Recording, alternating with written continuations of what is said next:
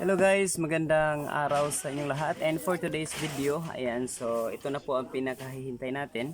I-unbox na po natin kung ano ang laman nitong Starlink. Ipapakita ko po sa inyo kung ano talaga ang nasa loob ng Starlink kit natin.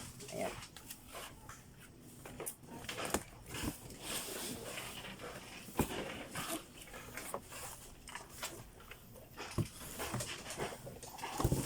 Tapok ko! Tapok! Na. Hello.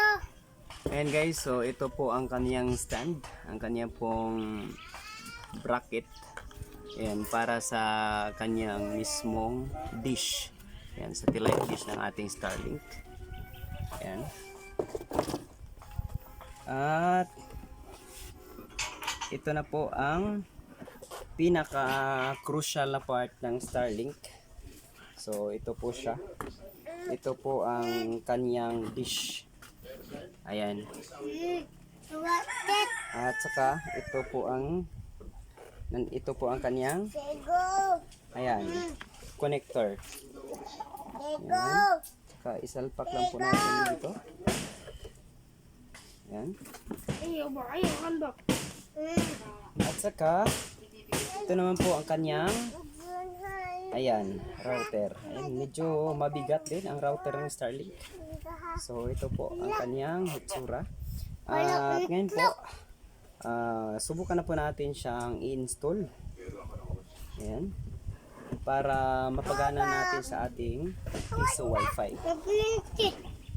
So, salpak na natin.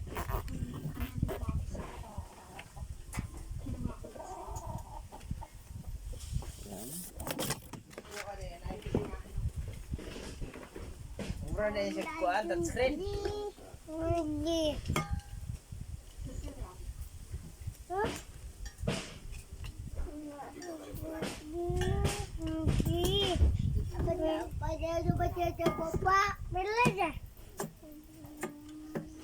Ayan. So, ito na po ang kanyang hitsura guys. Lagay lang natin dito. Ayan. So, i-set up natin ito mamaya. Ito po ang kanyang hitsura. Ang kanyang mismong satellite.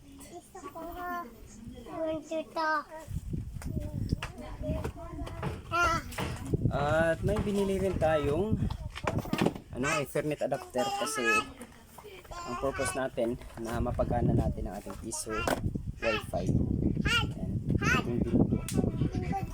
So, ito po ang nabili natin sa halagang 4,000 at ang ating kit ay nakakahalaga ng tumataginting na 28,800 pesos doon sa Silicon Valley.